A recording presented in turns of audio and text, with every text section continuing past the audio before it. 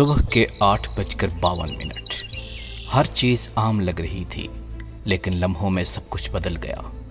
یہ تھا 8 اکتوبر 2005 جب زمین رو دی اور انسان بے بس ہو گیا۔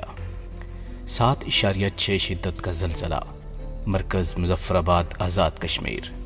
صرف 30 سیکنڈ کا لرزہ، لیکن اس میں ہزاروں خواب، گھر، زندگیاں زمین بوس ہو گئیں۔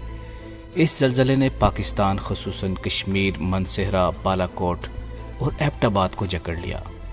پورے گاؤں صفائے ہستی سے مٹ گئے، اسکولوں میں بچے ملبے تلے دب گئے اور سینکڑوں خاندان لمحوں میں بے گھر ہو گئے۔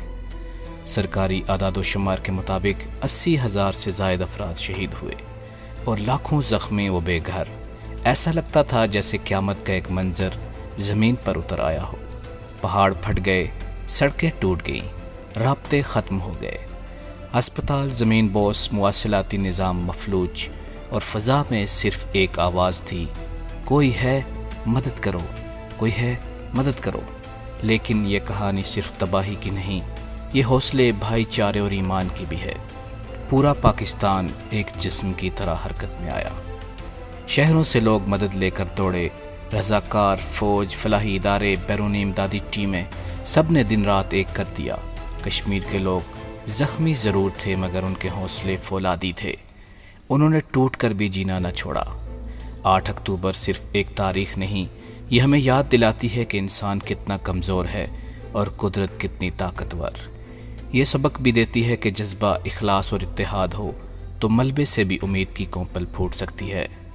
آج جب ہم مضبوط عمارتوں، سڑکوں اور اسکولوں میں بیٹھے ہیں، تو ایک لمحہ رک کر ان معصوم روحوں کو یاد کریں جو اس دن ہم سے جدا ہو گئیں، اور ان بہادروں کو سلام پیش کریں جنہوں نے انسانی خدمت کی نئی تاریخ لکھی۔